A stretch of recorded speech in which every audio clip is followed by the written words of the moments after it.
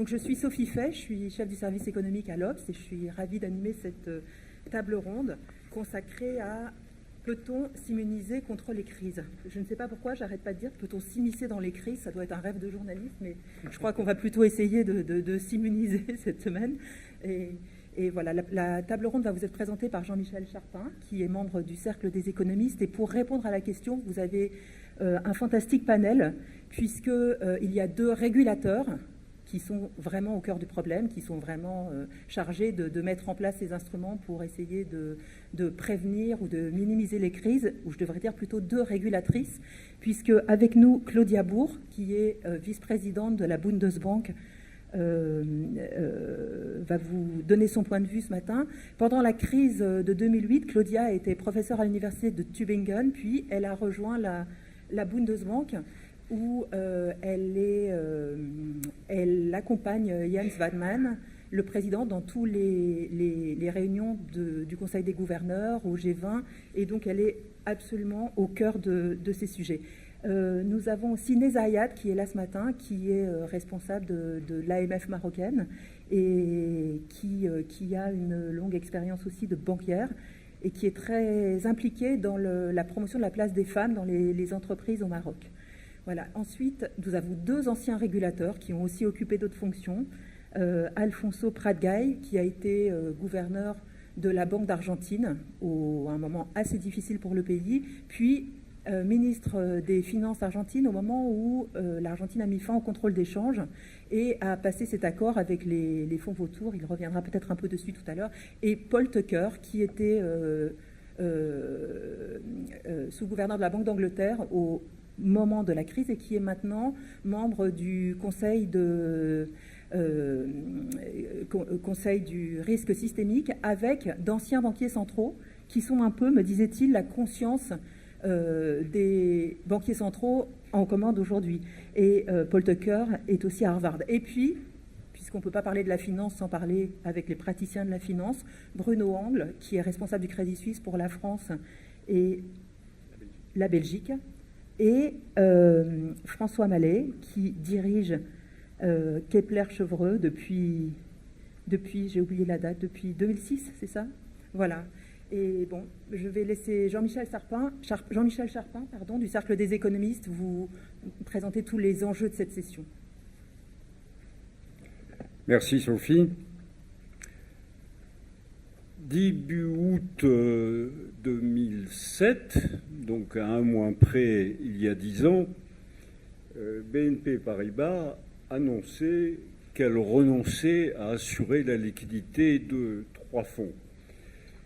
Et tout le monde a compris à ce moment-là qu'il se passait des choses graves. BNP Paribas, je connais bien, j'ai travaillé 8 ans. C'est une banque considérée comme prudente, sérieuse, et donc le fait qu'elle renonce à assurer la liquidité de plusieurs fonds, ça a été pris comme un signe de crise grave, à juste titre. La crise qui a donc démarré en 2007, d'abord aux États-Unis, s'est ensuite propagée dans la zone euro, et elle a provoqué des dégâts très importants.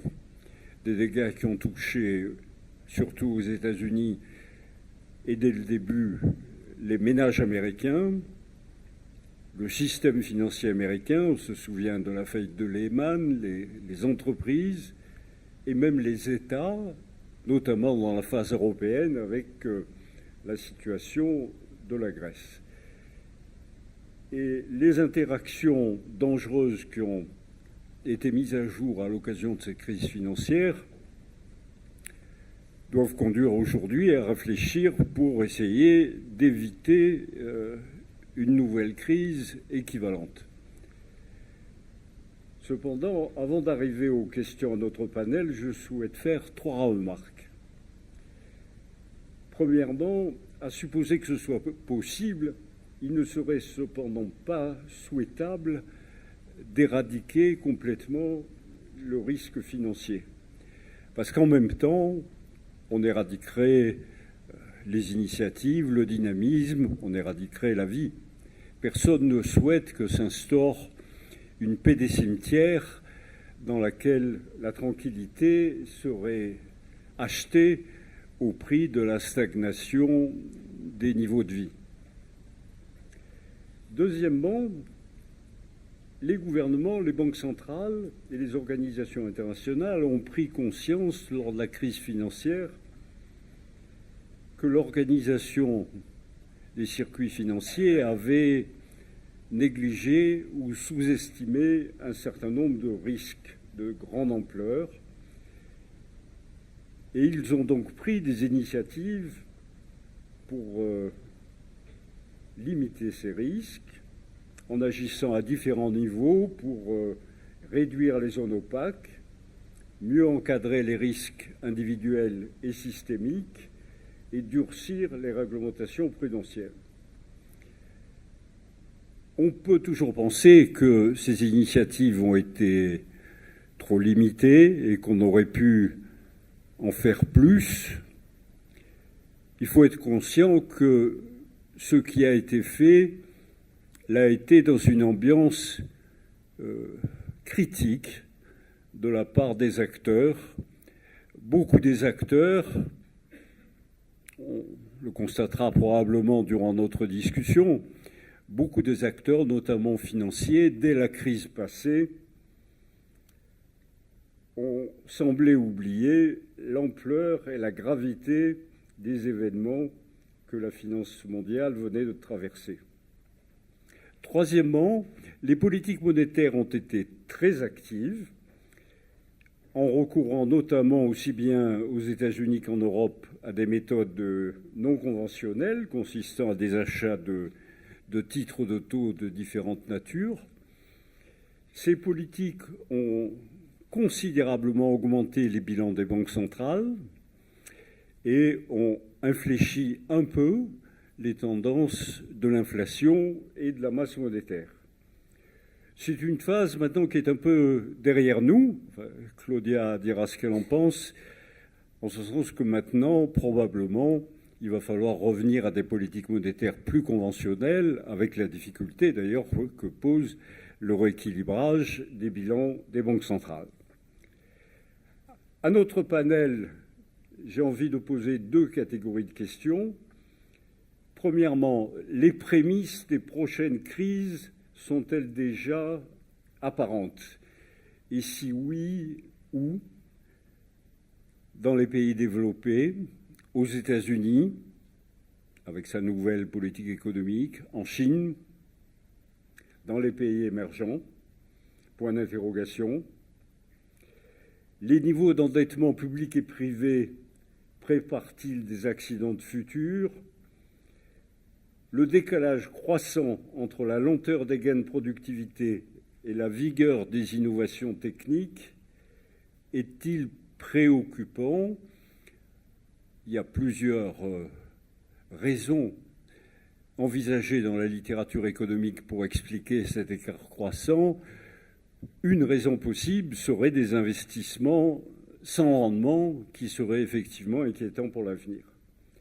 Deuxième catégorie de questions, a-t-on été assez loin dans la reprise en main d'un certain nombre d'activités financières et dans leur exposition à la transparence? La montée des fintech, qui commence à jouer un rôle non négligeable, ne s'affranchit-elle pas des disciplines normalement nécessaires en situation d'asymétrie d'information? En sens inverse, a-t-on trop durci certaines réglementations, notamment les réglementations prudentielles, au risque de brider les initiatives? Donc, je rends la parole à Sophie et à notre panel pour savoir si les acteurs ont bien fait leur travail, leur homework, on dirait en anglais, pour favoriser la sortie de crise, et certains ont-ils introduit en même temps les germes de la future crise? Merci. Merci Jean-Michel. Je vous propose de passer la parole et d'entendre tout de suite la réponse de Claudia Bourg à ces interpellations de Jean-Michel. Claudia est vice-présidente de la Bundesbank depuis mai 2014, donc elle est au cœur de ces travaux. Thank you very much, Sophie. It's actually a pleasure to be here again. It's my second time in X for this event. I don't exactly recall, but I think I talked about similar issues a couple of years ago. Now in a different capacity. Let me also mention, because I think that's important for this whole discussion, that actually the role of central banks has changed when it comes to financial stability and assessments of financial risks, because most of the central banks also have now an explicit mandate for financial stability. So I'm here talking not only from the point of view of monetary policy, of monetary policymakers, but in particular from the point of view of the financial stability mandate. And I think part of the reason why we have this new mandate, or why in general we have thought about what can we do in order to mitigate risks to the stability of the financial system, have been mentioned already. Financial crises are extremely costly in terms of the output lost. So in many countries we are still below the levels of output we had before the crisis, which may have been exaggerated, but still. Social costs are high, so unemployment in Europe is still much higher than before the crisis. In particular, youth unemployment is high. These are all long-term consequences of the crisis. And we have, as been mentioned before, we have elevated debt levels. Actually, we know that debt, or I would actually say excessive debt, because of course borrowing per se is not bad. I mean, it's part of what keeps the economy and the financial system going, but of course excessive debt is the problem, and we still have elevated debt levels in many regions of the world, so the trends are a bit different also looking across sectors. So we know that financial crises are costly along a lot of dimensions, and I think the question we have to ask ourselves is not how to eliminate risk from the financial system, because in a static system where there's no crisis, where there's no volatility on markets, there's also no growth. And this is the challenge: how we can balance growth and stability. How can we make sure that these fluctuations on financial markets that we have, that they don't become excessive and threaten the functioning of the real economy? So I think really the question we have to ask ourselves: how can we make sure that the financial system, actually it's a service sector, so how can we make sure it provides the service to the real economy? And I think when you look at what has been done after the crisis, I think a major lesson has been learned, and the major lesson is that, I mean,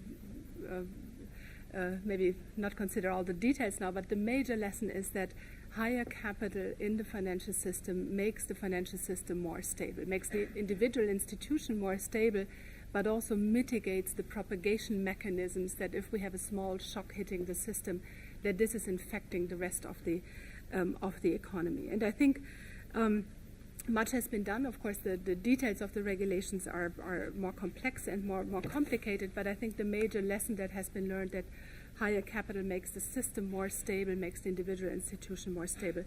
That's a good lesson to be learned. And now I think the most important issue on the agenda is to actually implement the reforms, because we've agreed on a number of reforms, but not all the reforms have been fully implemented. There have been transition periods, and that is also my second most important point. When we want to assess the effects of the reforms, we actually have to allow the system to adjust to the reforms. Again, some of the implementation is still pending. And it's important when we do a proper cost-benefit analysis of financial sector reforms, we also have to make sure we not only look at the short-term cost, but we look at the long-term benefits, which of course is a much more difficult question, because that involves asking, are crises less likely? Are they less devastating? So these are very complicated questions, and we probably can't quantify the answers to these questions, but nevertheless, these are the questions we have to ask. And there's actually I'm sure you all follow the very sad news that also came from the Hamburg summit and the protests ongoing, the violent protests. But I think there's also a positive message coming from the G20 process, which is that the Financial Stability Board, the FSB, has actually proposed a framework for the evaluation of post-crisis financial sector reforms, and that the aim of this project is to do exactly what I just mentioned, namely to look at the effects of the reforms and the potential unintended consequences in a comprehensive manner across the globe in a cooperation between standard setters and central banks. And I think this is a very good project which we should all support, because that in the end will give us the answer to the question what have been the effects of the reforms. I think we also have a very good project in Europe, the Capital Markets Union, which is a complementary project to the international reform agenda, which I think is also potentially contributing, if we implement it right, to improving the functioning of the financial system for the real economy. Maybe we have more time to talk about this later on. I could try and answer some of your questions when it comes to early warning and where do we see the risks. It's not in my speaking notes for this meeting, but of course being in charge of financial stability and the Bundesbank, I can tell you where we see the issues coming up and what we also flagged in our financial stability report last year. So just give you a couple of broad issues there. Of course, the most important issue that we look at right now is to what extent low interest rates, and interest rates are low not only because of monetary policy but because of the economic environment, to what extent do low interest rates contribute to risk-taking incentives? We know that the longer the period during which interest rates are low, the higher are risk-taking incentives because there's a search for yield going on. We also know that a lot of the valuations would be changing if interest rates would start changing. So maybe generally across many sectors of the economy, maybe we feel a little bit too safe when it comes to borrowing decisions, in the sense that interest rates are low, valuations are high, and that may be a factor which is feeding into a lot of investment decisions being taken. More specifically, of course, we very closely watch the real estate market in Germany, because we know that from overvalued real estate prices there might be risks to financial stability. We don't see immediate risks now because prices are increasing, yes, but there's not that much borrowing going on, so it's not a credit-financed increase in prices. We have very little information, though. I think France is better in that regard. Maybe that's something we can discuss. We have very little information about contract terms. So what are the borrowing conditions? Is there a loosening of standards? So there's little information we have with regard to that. And then an additional factor which is also related to interest rates is that the German banks are actually increasing, have a very high exposure to interest rate risk, which comes from their maturity transformation. So that's a quite normal thing. But we also we watch this very, very closely, and to see whether there's any risks for the system emerging from that. So maybe let me stop here. Thank you. Merci beaucoup, Claudia. Avant de continuer, je voulais vous poser une petite question à la salle. Combien d'entre vous pensent qu'il y aura une crise financière dans l'année qui vient? Dans l'année qui vient, personne. Dans les 2 ans qui viennent?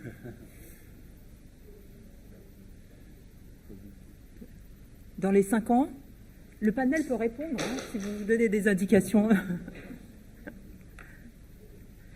Et dans les 10 ans? Voilà, donc on a raison de se préparer, d'essayer de s'immuniser. Merci beaucoup. Beaucoup d'entre vous travaillent ou étudient dans la finance?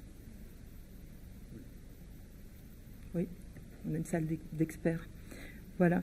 Bon, Bruno, Claudia nous a expliqué qu'elle pensait que les banques étaient quand même plus solides avec les nouvelles règles réglementaires et qu'il fallait continuer à les mettre en œuvre. Est-ce que vous qui êtes au Crédit Suisse, qui avez été auparavant un investisseur important dans des projets d'infrastructure, qui connaissez bien ces domaines, est-ce que vous trouvez qu'aujourd'hui on est arrivé au bon point d'équilibre ou est-ce qu'on est allé un peu trop loin?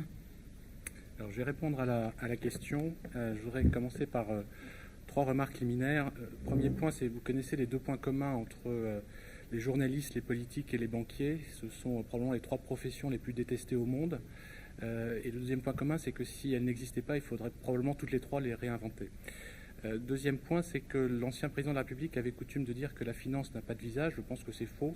Il suffit de regarder cette salle pour trouver une multitude de visages sympathiques de la finance. Troisième remarque, sur les régulateurs, évidemment, on a besoin de régulateurs, et je dirais même que les régulateurs peuvent devenir en certains cas un avantage compétitif. Je prends un exemple. Dans le contexte du Brexit, l'AMF et la CPR ont fait un travail absolument remarquable en mettant en place de façon assez inattendue des procédures de fast-track en anglais pour donner des agréments, et ceci est vécu par les gens qui ont à prendre des décisions post-Brexit comme un élément important de leur décision. Donc la régulation, évidemment, est nécessaire et dans un certain cas peut être extraordinairement positive. Alors, une fois que j'avais fait ces remarques liminaires, je pense qu'effectivement la régulation, comme la langue d'Ésope, peut être la meilleure comme la pire des choses, même avec les meilleures intentions. Donc, bien sûr, il faut de la régulation, et ce qu'on peut constater, c'est que pour répondre aux faiblesses qui avaient été identifiées lors des précédentes crises, et en particulier 2008, la réglementation a évolué de façon extensive et dans un délai, au fond, assez court. On a plus de 40 textes qui sont venus compléter le cadre réglementaire pour répondre à la crise financière de 2008. Et pour en citer quelques-uns, les exigences en fonds propres ont été considérablement renforcées. Ça a été dit par Claudia, et je pense qu'effectivement c'est une bonne chose que d'avoir renforcé les exigences en fonds propres. Les banques françaises ont accumulé 100 milliards d'euros de capital supplémentaire, et au niveau mondial, les exigences en capital des plus grandes banques ont augmenté d'un facteur 10. Par ailleurs, les mécanismes de résolution européens, que ce soit la directive BRRD, le Conseil de résolution unique, le Fonds de résolution unique, permettent d'apporter des éléments de réponse à la problématique du too big to fail. Tout ceci est complété pour faire face à de nouvelles difficultés, par exemple par le Total Loss Absorbing Capacity, qui a vocation à être transposé rapidement en droit européen. Au-delà de ça, les banques, sous l'incitation des régulateurs, ont considérablement, je dis bien considérablement, renforcé, et ceux qui le vivent de l'intérieur le vivent tous les jours. Vous disiez tout à l'heure que j'étais avant investisseur. C'est vrai que j'étais chez Macquarie, dans la partie non-bank de Macquarie, donc je pensais connaître la régulation. Et quand je suis passé, après 9 ans de Macquarie, chez Crédit Suisse... Macquarie qui est un grand fonds australien. Oui, mais Macquarie qui est une banque en Australie, mais qui a une activité bancaire et une activité non bancaire dans les fonds. Et donc j'étais dans la partie fonds, et donc je connaissais la régulation des fonds. Et quand je suis arrivé chez Crédit Suisse, j'ai été frappé de la marge d'escalier considérable de la régulation supplémentaire, la régulation bancaire, est incroyablement plus forte que celle qui s'applique par ailleurs, par exemple, au fonds d'investissement. Et donc, on a un renforcement considérable, et tout ça a, de fait, permis, depuis 2008 en tout cas, d'assurer la stabilité financière dans l'Union européenne. Alors, la question, c'est de savoir s'il y a un revers de la médaille. Il semble qu'il y a un revers de la médaille sur différents aspects. Le principal étant l'incertitude qui pèse sur les évolutions possibles de la réglementation, parce que ça pèse significativement sur les banques et ça pèse in fine sur l'économie réelle. Et par ailleurs, il peut y avoir, ici ou là, encore une fois, évidemment avec les meilleures intentions du monde, des effets pervers de telle ou telle disposition de la régulation qu'il faut savoir détecter. Alors, on voit parfois des grandes contradictions, et ces contradictions sont effectivement compliquées à gérer pour à la fois les opérateurs et pour les gens qui veulent investir dans les opérateurs que nous sommes. On a d'un côté le G20 et le Conseil européen pour les affaires économiques et financières, ECOFIN, qui se sont engagés à ne plus augmenter les exigences en fonds propres. Et encore une fois, je partage tout à fait le point sur lequel il était nécessaire d'augmenter les fonds propres, mais la question c'est de savoir s'il faut les augmenter encore. Donc d'un côté, on a le G20 et ECOFIN qui nous disent qu'il ne faut plus les augmenter, et d'autre côté, on a le comité de Bâle qui travaille à une réforme significative sur les méthodologies de calcul des risk-weighted assets, qui, quand on regarde ce que ça voudrait dire, pourrait conduire à augmenter de 46 à 74% les RWA, donc les risk-weighted assets, pour un certain nombre de banques, avec en plus probablement une différence de traitement, une différence de conséquences entre les banques européennes et les banques américaines. Quand on observe le cours des banques de façon très analytique et mécanique, on constate que le cours ne s'explique que par le fait que si un investisseur... Le cours de bourse. Le cours de bourse. Ouais. Pour un investisseur qui accepte les cash flows qui lui sont présentés par les équipes de management de différentes banques, on constate que de facto, il applique un taux d'actualisation qui intègre l'incertitude supplémentaire de la possibilité de couches de régulation supplémentaires. Et donc la question n'est pas seulement de savoir si la régulation en place est satisfaisante, et je n'ai pas grand-chose à dire sur la régulation au-delà de mon commentaire général sur son ampleur.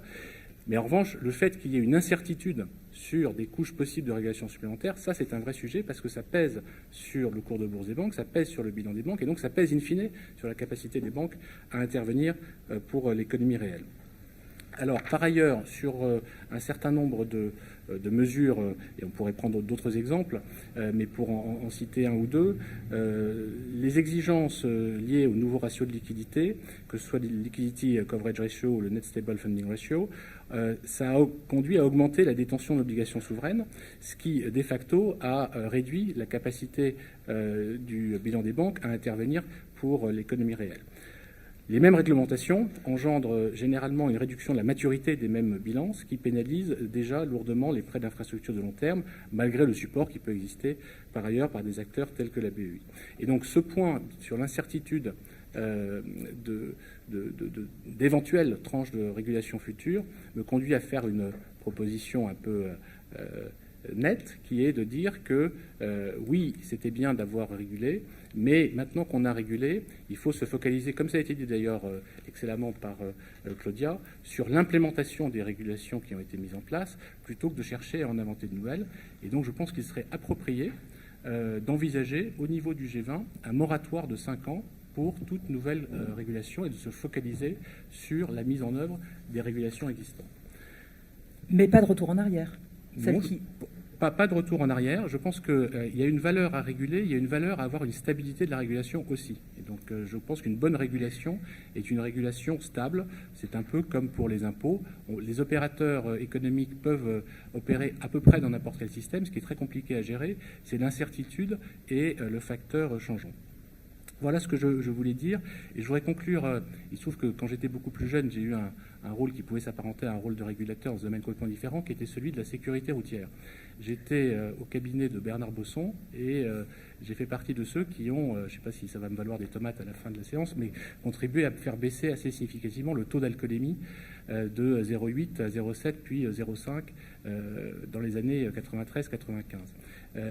Et on a vu un débat très intéressant autour du Premier ministre de l'époque, Édouard Balladur, avec des avis de ministres très contrastés sur ce point, sur le point de savoir s'il fallait ou pas baisser de 0,8 à 0,7 puis 0,5 le taux d'alcoolémie, sachant qu'on savait pertinemment que ça avait un impact positif sur le nombre de tués.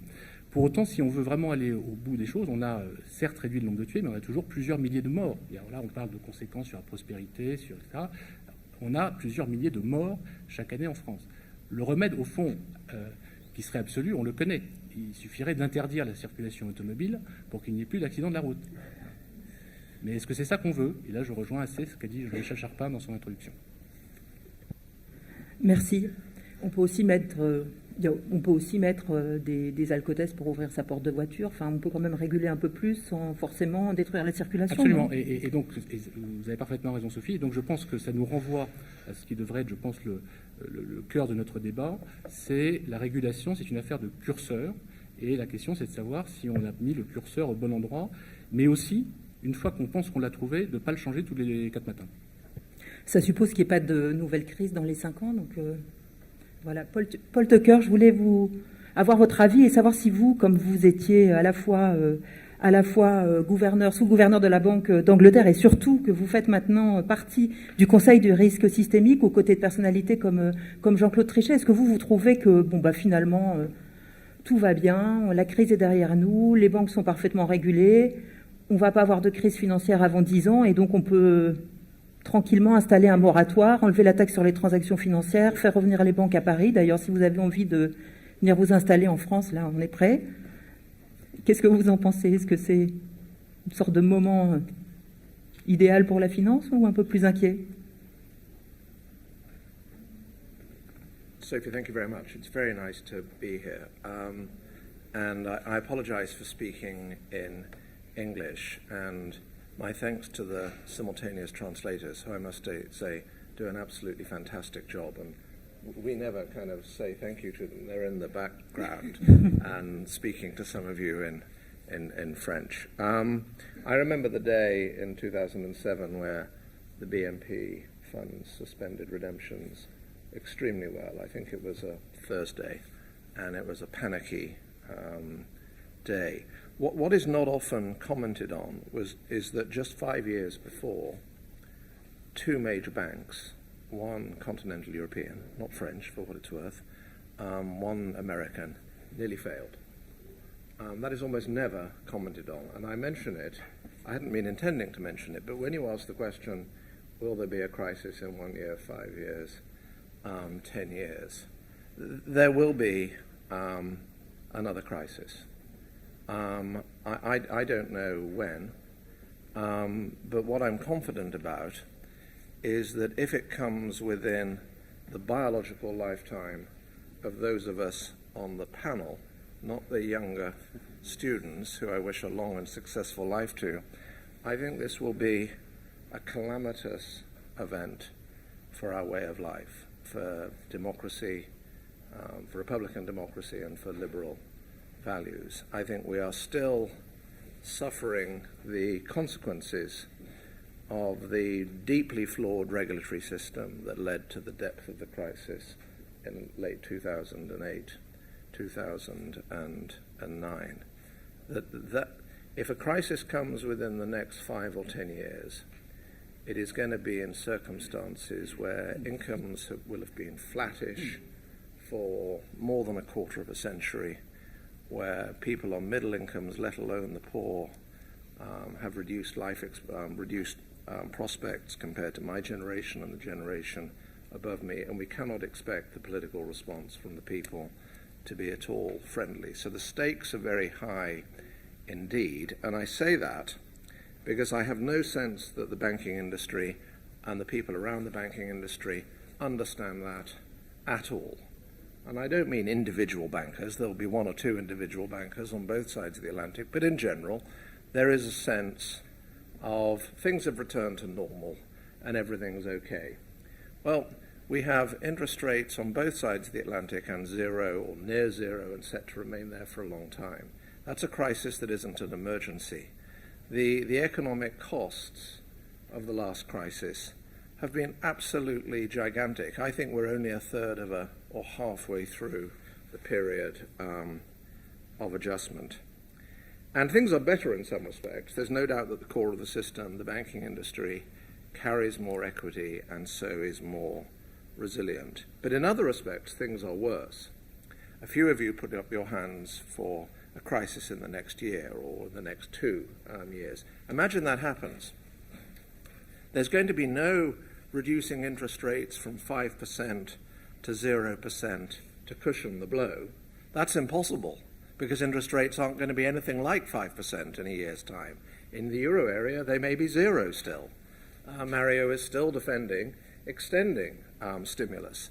The other thing that is worse than 2007, and if Jean-Claude Trichet was here, he would certainly make this point, the amount of debt in the world relative to global income is higher than it was in 2007.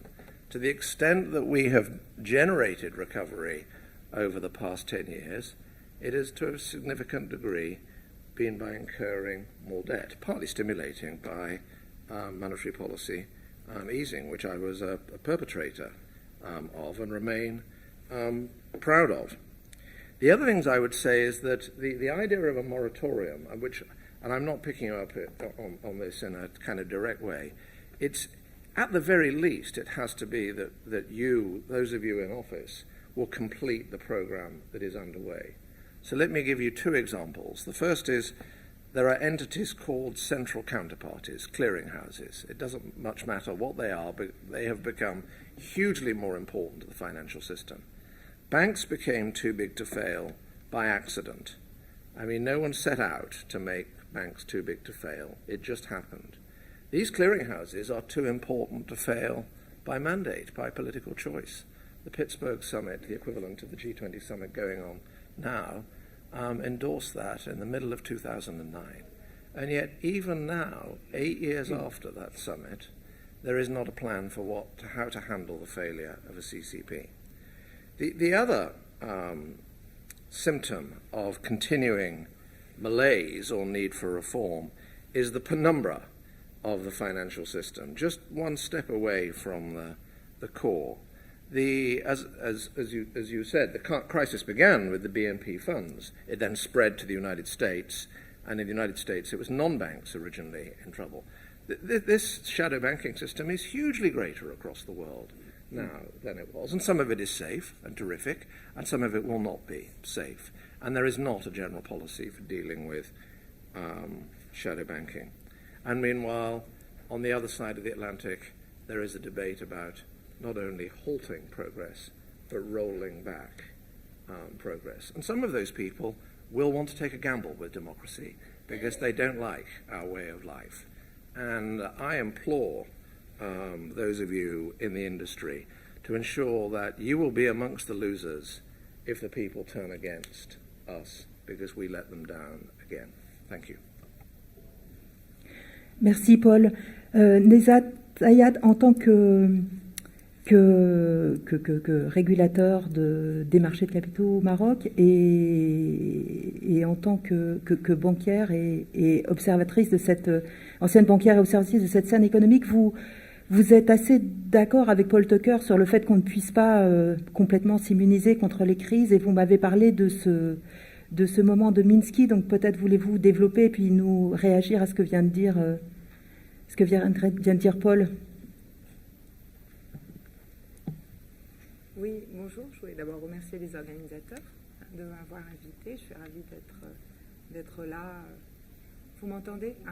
Rapprochez le micro un petit peu. J'approche. Ça va mieux. Donc je voudrais juste... Et effectivement, lorsque la crise est arrivée, j'étais de l'autre côté, j'étais banquière et je m'en souviens également.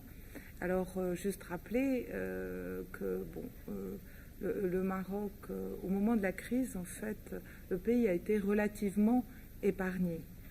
Épargné ne dit pas non plus pas affecté. Quelques rappels pour ceux qui ne connaîtraient pas bien donc le Maroc et l'économie marocaine. Le Maroc a fait depuis les années 90 le choix d'une économie ouverte sur le monde et a entrepris à cet effet de nombreuses réformes structurelles pour renforcer la résilience de son économie. Et c'est grâce à un certain nombre de ces réformes que lorsque la crise est arrivée, nous avions des indicateurs forts de stabilité macroéconomique, avec une inflation maîtrisée, un déficit budgétaire contenu, une croissance depuis un certain nombre d'années, un taux de croissance quand même assez soutenu, même au-delà de 5%, et un taux de croissance qui était surtout porté par la demande intérieure et les investissements publics. Donc tout ça peut comprendre. À côté de ça, un système financier qui était quand même très solide, un secteur bancaire fortement supervisé. On a toujours d'abord la supervision s'est toujours faite aux meilleurs standards internationaux. Donc même si on est un pays émergent au niveau de la régulation, on a toujours été des très bons élèves et ça nous a aussi sauvés. Et ce secteur bancaire aussi faisait faiblement recours au marché international et le marché des capitaux que je régule aujourd'hui est investi jusqu'à aujourd'hui essentiellement par des investisseurs et des épargnants locaux. Mais Neza, est-ce que vous êtes d'accord avec Paul sur le fait que si aujourd'hui on avait une grosse faillite bancaire ou une grosse faillite d'une institution d'une chambre de compensation ou une nouvelle crise, ce serait fatal pour la démocratie, fatal pour les institutions de nos pays? Et est-ce que vous pensez que qu'on s'est suffisamment organisé pour prévenir ces crises, ou bien, comme vous le disiez, hein, cette prophétie de Ayman Minsky qui dit que la stabilité nourrit... Attendez, vous m'avez dit... La stabilité nourrit l'instabilité et que finalement, à force d'essayer de se prémunir contre tout, on encourage les crises. Est-ce que vous sentez qu'on court ce risque aujourd'hui? Alors, encore une fois, je préfère répondre du côté s'il devait y avoir aujourd'hui, s'il devait y avoir une crise financière, je pense qu'il est important de se prémunir. Non seulement il faudrait que les économies soient solides. Aujourd'hui, une économie résiliente, qui a été résiliente face aux crises financières et aux crises économiques, doit quand même chercher à l'intérieur de son pays d'autres solutions de développement et être moins vulnérable à la dépendance, notamment l'Europe, ce qui est le cas aujourd'hui du Maroc et ce qui explique aussi toutes ces mesures pour aller améliorer sa compétitivité industrielle, aller chercher d'autres marchés, donc la diversification et se tourner vers l'Afrique. Merci beaucoup. Alfonso Pradgail, vous avez assisté à ces crises en Argentine et là, aujourd'hui, vous avez entendu ce débat entre, d'un côté, Bruno qui trouve que finalement tout va bien, qu'on peut faire un moratoire et puis que surtout il ne faut pas faire plus de régulation puisque ça pourrait nuire au financement des projets alors qu'on voit qu'aujourd'hui il n'y a jamais eu un financement aussi facile. Et cette inquiétude de Paul Tucker qui dit qu'il faut vraiment prendre conscience que c'est plus possible une nouvelle catastrophe. Vous en pensez quoi, vous, entre ces deux positions? Alors, merci Sophie. Good morning to everyone. Désolé, je ne parle pas français cette année. But if you invite me next year, I might actually make the effort to speak in English. I mean, there's so many things to say in this panel, and I'm so flattered. But I'll stick to that question with one little anecdote before we get into the story. As Sophie was saying, I was governor of the Central Bank of Argentina like 15 years ago, and for some reason I insisted, and last year I was finance minister. But back then, in 2003, picking on what Paul said a while ago, when I took office, after a few months, looking at the reserve allocation of our central bank, I found that around 20% of our assets were invested in Fannie Mae and Freddie Mac. But this was 2003, so I called the research manager and I say, I want to get rid of this stuff. And he goes with, well, I mean, why would you? Because it gives you an additional return and it's got the same guarantee because it's almost as if, U.S. Treasury paper. And I said, you know what, I don't want to be sitting on this chair when we have to test that hypothesis of whether Freddie and Fannie are the same as the U.S. Treasury. That was 4 or 5 years before the crisis. My point is that even in remote places like Argentina, you can spot the things coming. And going back to the situation right now, I've got to agree with Paul again. I think there's a lot of complacency about what has been done, a lot of ignorance about what's left to be done and hasn't actually been done. And in many ways, despite the fact that we've got more regulation now and regulators are, if you will, wiser or more on the ball, if you will, from a macro point of view, we're worse off than we were probably in 2007 or 2008. Real estate prices in the U.S., you look at the Case-Shiller index, it's almost there. It's back to the very, peak, that created the problems in the first place. So real estate prices, particularly in the U.S., elsewhere, there's some more room to go. Moral hazard, the problem of too big to fail.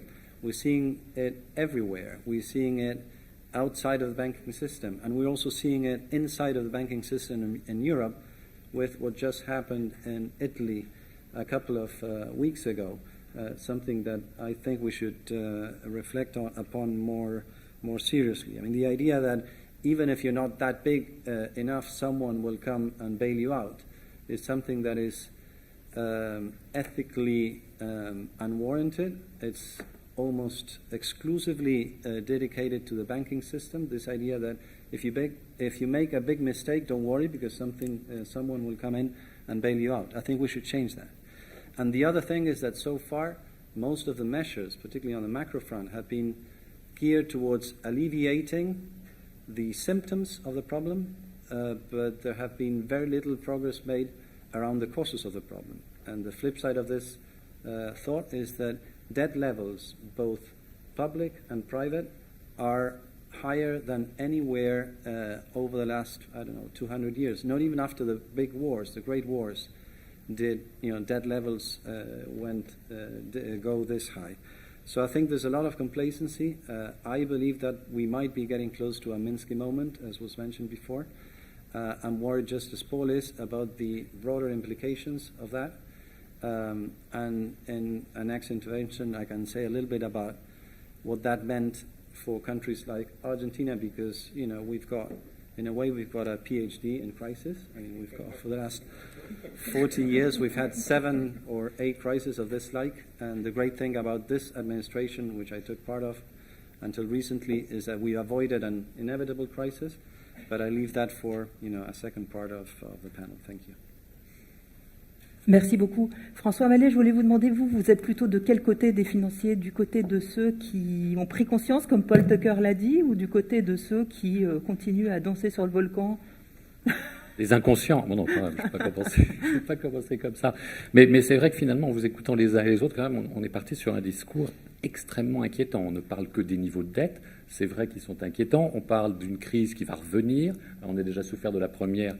Génial, on va avoir une autre crise. Je voudrais dire quand même qu'il y a parfois aussi des effets bénéfiques de la crise. Ça oblige dans tous les secteurs à se poser des questions. Alors je vais revenir sur le secteur financier, mais dans le domaine industriel, très régulièrement, on constate des situations finalement d'offres et de demandes qui entraînent des concentrations, des restructurations des secteurs. Oui, c'est un moment très dur, mais qui en général, derrière, peut permettre une croissance future sur des nouveaux produits. Pour être plus précis, je pense au secteur automobile qui s'est restructuré. Il y a eu une crise sans précédent aux États-Unis, mais in fine, oui, ça a été très dur de restructurer, mais on a eu un rééquilibrage de l'offre et de la demande. Il y a eu une évolution vers de nouveaux produits, et aujourd'hui, c'est une activité qui, globalement, a repris des rythmes de croissance qui sont très impressionnants. Vous pouvez aussi regarder le secteur de l'énergie. Finalement, on s'est posé beaucoup de questions sur les prix du pétrole. Les prix du pétrole ont rebaissé, mais justement, au moment où les prix du pétrole étaient élevés, on s'est posé des questions environnementales aussi, mais qui ont créé des opportunités sur des nouvelles formes d'énergie. Donc, je veux qu'on arrête de dire que la crise, c'est que du négatif. Non, ça aide à se poser parfois de bonnes questions.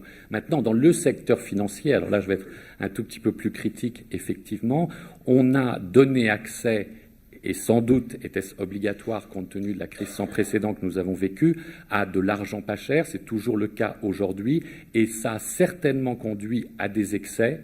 C'est-à-dire que, alors j'ai trouvé ce terme assez drôle, entre guillemets, la zombification de l'économie. Alors qu'est-ce que ça veut dire? Ça veut dire que finalement, à force de refinancer pas cher et de donner accès à des solutions extrêmement simples, on maintient en vie des institutions bancaires notamment qui ne devraient pas l'être.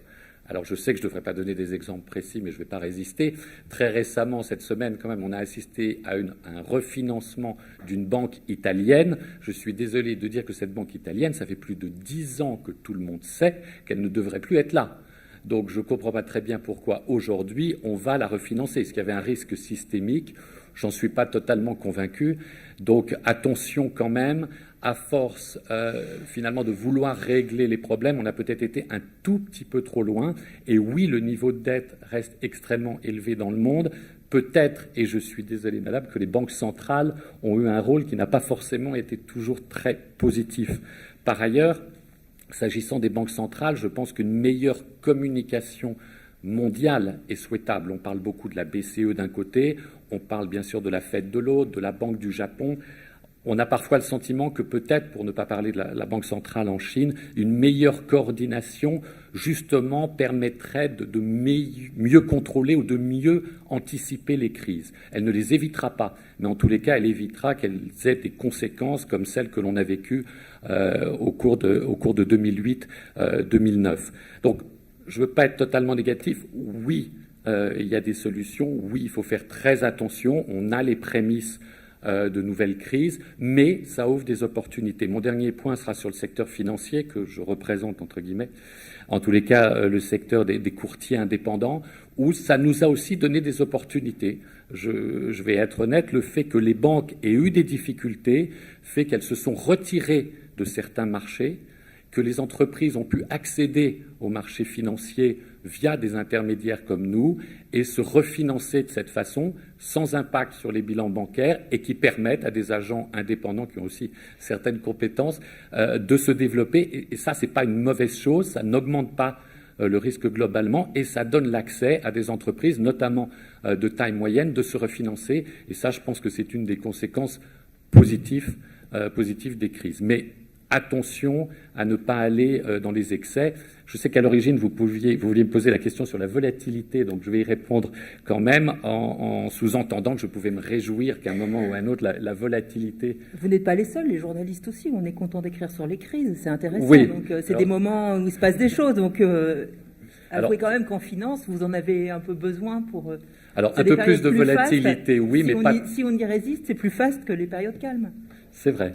Mais attention à trop de volatilité quand même, parce que trop de volatilité signifie des primes de risque beaucoup plus importantes et, in fine, pour les entreprises, des conditions de financement qui sont moins favorables et c'est un frein, bien évidemment, à la croissance. De même, une trop faible volatilité peut cacher parfois aussi, et on revient à des conditions de financement extrêmement faciles aujourd'hui, à un niveau d'endettement qui augmente sans qu'on le voie, qui peut représenter à terme peut-être aussi un risque systémique. Alors je sais que ce n'est pas facile, mais il faudrait rester entre des bornes pour que la volatilité reste gérable et puisse contenter non seulement les financiers, mais aussi les entreprises. Vous avez interpellé Claudia Bourg, donc je vais lui passer la parole tout de suite, mais Jean-Michel faisait remarquer que cette banque italienne, elle a été créée au XVe siècle, et donc vous imaginez pour les Italiens ce que ça aurait représenté si elle avait disparu.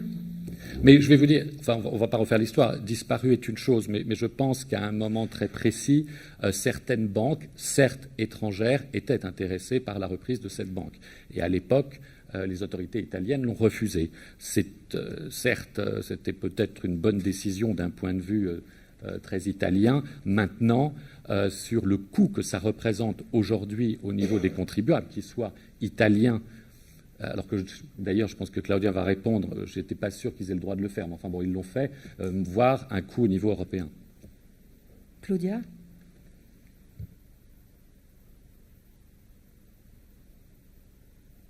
Claudia, est-ce que vous voulez répondre à ces remarques de François Vallée qui trouve que, peut-être, si je résume un peu vite, les banques centrales ont été un peu laxistes sur la politique monétaire et la possibilité laissée aux Italiens de sauver leur banque?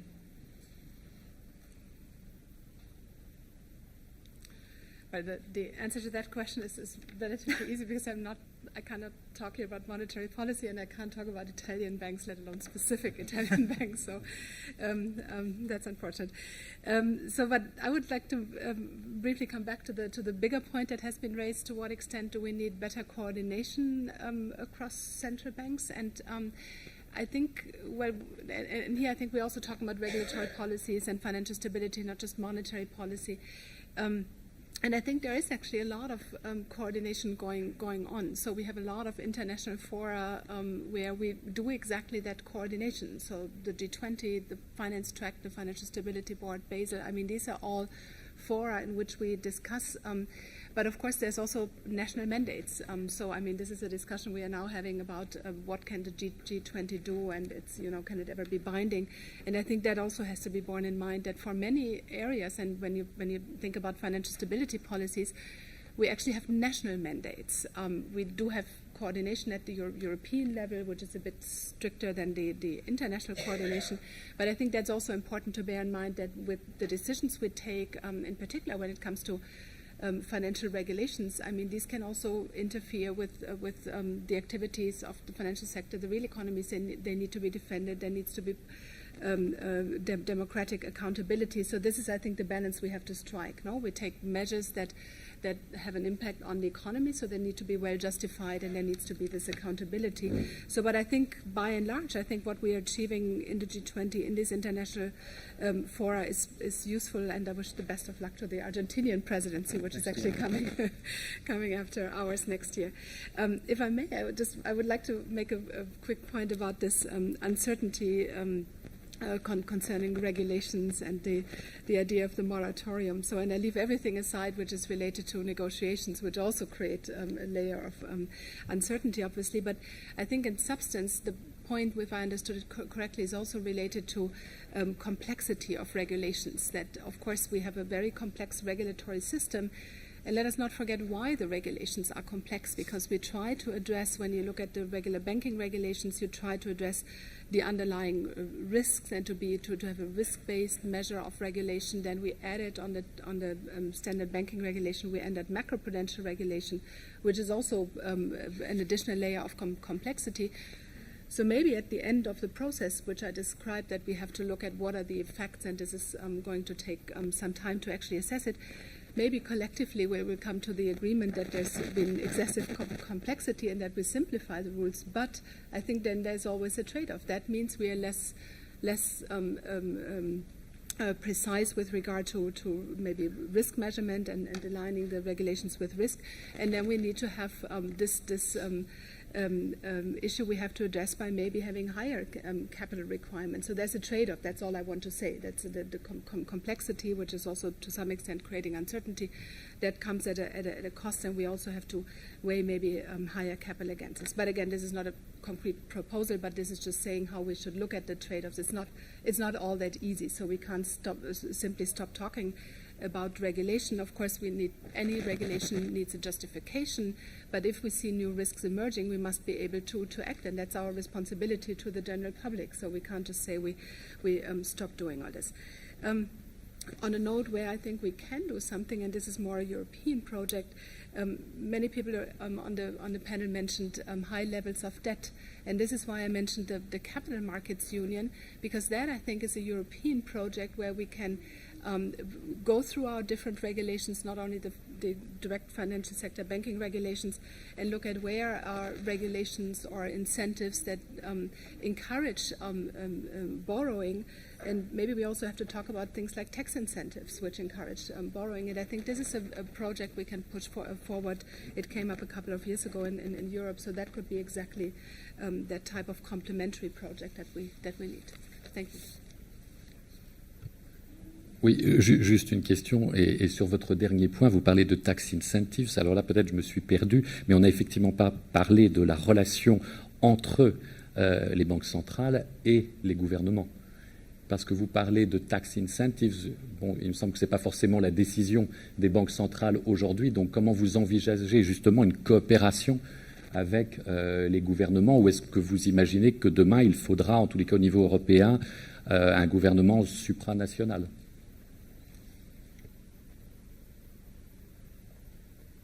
If I can quickly answer to that. Actually, no, this is not a central bank's mandate to think about taxes, and I don't want to make statements about the desirability of different fiscal institutions in Europe, because this is something that we have a mandate which is narrowly defined, and that also means that we can't decide upon these issues.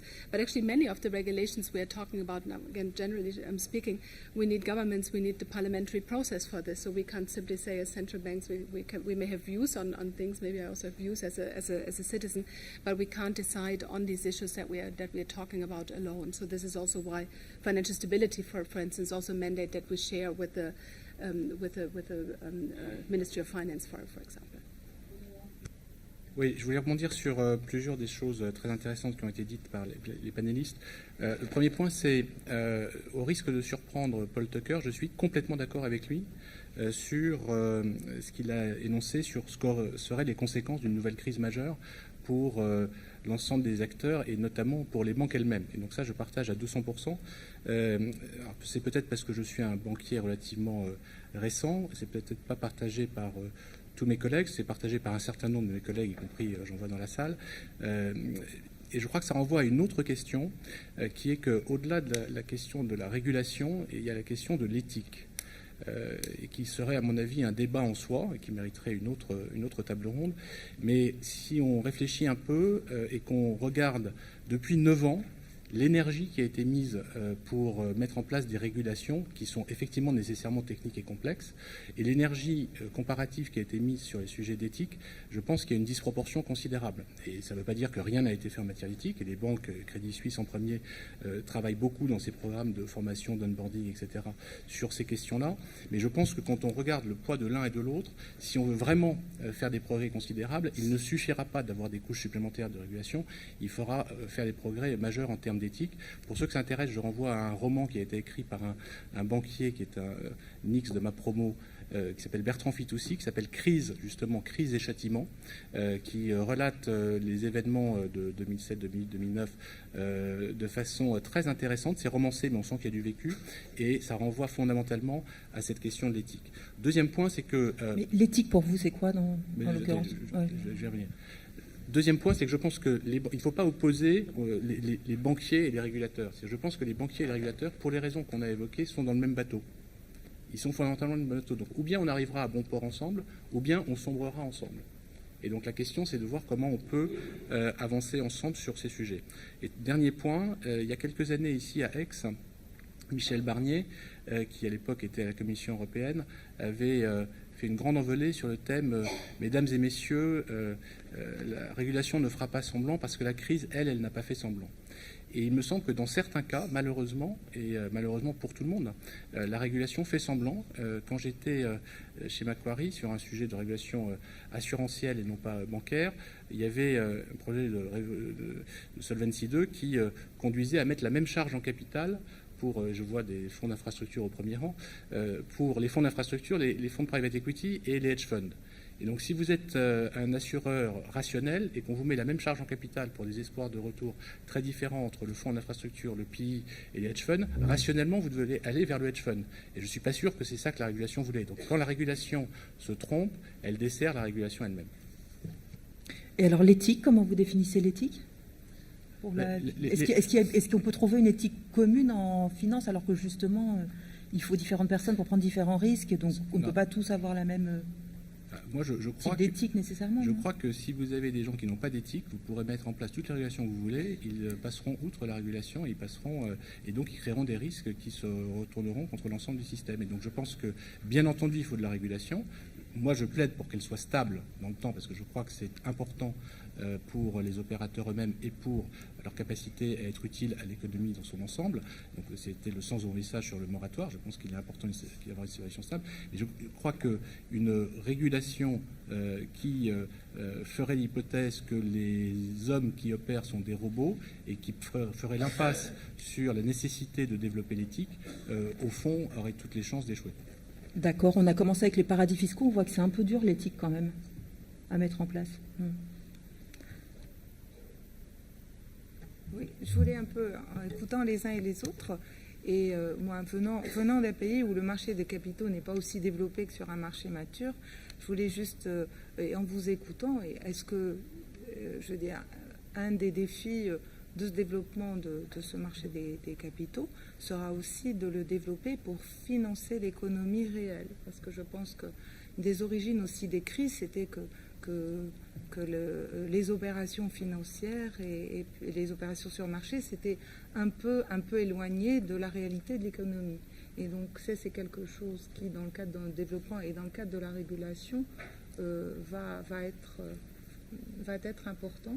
Et pour revenir à l'éthique, effectivement, je pense que là, il y a l'éthique, mais aussi toute la transparence. Est-ce que la transparence de la communication financière, est-ce que nous faisons tout ce qu'il faut pour réellement expliquer, pour veiller à ce que les investisseurs aient vraiment toute l'information qu'ils doivent avoir sur leurs produits et sur les risques qu'ils prennent?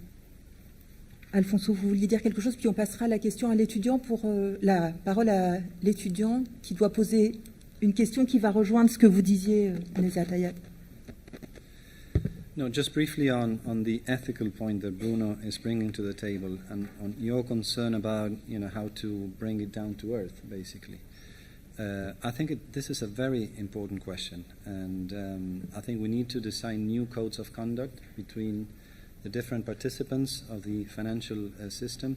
And I also think that if you were one of the lucky too big to fail banks who were actually rescued, you should be more humble and you should be more careful. That would be my first thought. And I'll just bring an example of that. There's a very big American investment bank that was rescued through another huge insurance institution that was about to fail during the crisis, that is now getting into a very dodgy financing of the Chavez-Maduro authoritarian regime in Venezuela. Well, these things shouldn't happen. I mean, we should find a way of letting those who were this close to, disappearing, that it's not the same if you were conducting your behavior well that if you were not conducting your behavior well. And a final point that I want to mention when we talk about the next crisis or whatever, I think the way of answering this question is, have we actually learned from what's happened.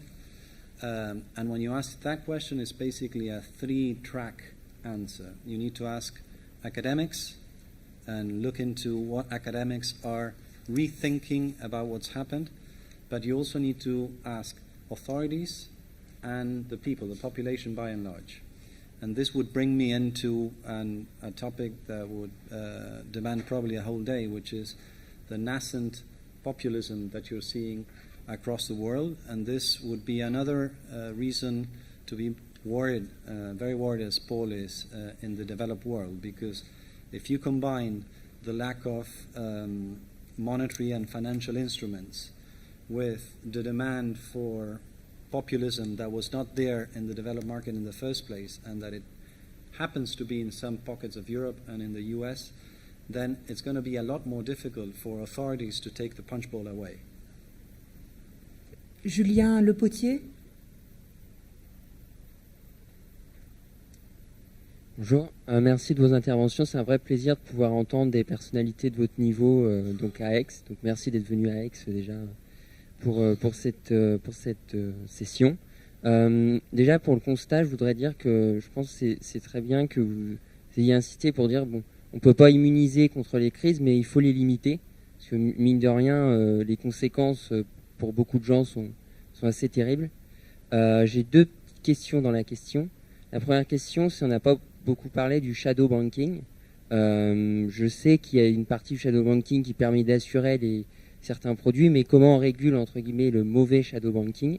C'est des sujets qui n'ont pas été trop abordés. La deuxième question, c'est les crises financières ont aussi une cause pour moi au niveau de la croissance. Par exemple, en Espagne, quand il y a eu la crise, c'est l'immobilier qui a fait qu'il y a une hausse, la hausse de l'immobilier avec les prêts.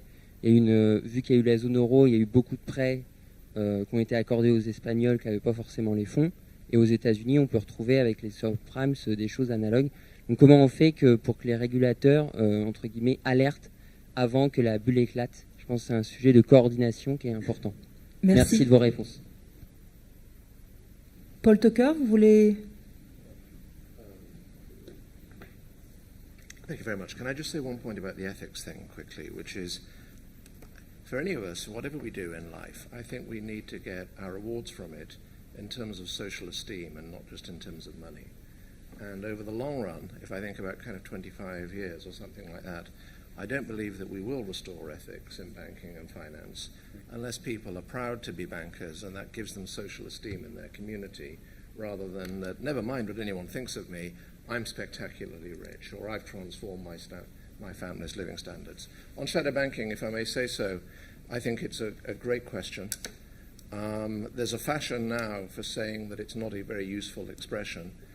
For what it's worth, I think it is quite a useful expression. I think the outlines of a general policy are clear, which is how close is it actually to being de facto a bank without being de jure a bank? And what is de facto a bank? It is something that finances itself very short term so that the money can be withdrawn by you, and lends longer term via loans and buying assets that are not liquid in the market and are opaque and hard to value. And that's a terrific thing, actually. Banking provides a very important social purpose. But these days you don't have to be legally be a bank in order to do that kind of activity. And this isn't new. This has been true for decades and decades and decades, and actually was true in the 19th century. And we could have set a policy on that. And I deeply regret that we didn't when I was in office, and I'm sad that it hasn't happened since. Merci beaucoup, Jean-Michel. Pour le mot de la fin, est-ce que vous avez les réponses à vos questions? Oui, en essayant d'aller vite, la finance est un sujet controversé par nature. Et lorsqu'au Cercle des économistes, on a décidé d'organiser cette séance, on a limité la tribune volontairement à des acteurs de la finance, mais en essayant d'avoir un panel divers, susceptible d'exprimer les opinions des uns et des autres. Et au total, ce que je tire de notre discussion d'aujourd'hui, c'est que les désaccords ne sont pas si grands, en fait, au moins parmi les professionnels. D'abord, chacun estime avoir fait ce qu'il avait à faire pour sortir de la situation de crise. C'est bien le moins, on pourrait dire. Mais en fait, il n'y a pas tellement de critiques d'une catégorie d'acteurs vis-à-vis d'autres catégories d'acteurs sur la façon dont ils ont décidé de modifier les choses pour limiter les risques de crise. Ce qui fait qu'on pourrait presque dire qu'il y a une conclusion finalement assez générale et assez simple de notre discussion. C'est, après 10 ans de crise, d'organiser le retour à la normale sans retour en arrière, mais quand même un retour à la normale. Est-ce que c'est rassurant, le fait que des professionnels très divers soient finalement relativement d'accord sur la situation de la finance mondiale? Je dirais, à mon avis, plutôt oui. Il n'y a aucune raison de penser que les acteurs, ceux qui ont le nez dans le guidon, sont toujours les plus mal placés pour voir arriver les accidents. Ils sont plutôt mieux placés. Donc, à certains égards, c'est rassurant. Ça veut probablement dire que la prochaine crise ne prendra pas sa source dans la finance, qu'elle prendra sa source ailleurs. Ou ça, je ne sais pas. Mais enfin, les sujets, les candidats ne manquent pas. Et notamment, on voit bien que dans un certain nombre de pays, à régimes politiques très variés, se développent des tentations d'isolement qui peuvent conduire à des situations de forte tension. Merci. Merci beaucoup. Merci à vous.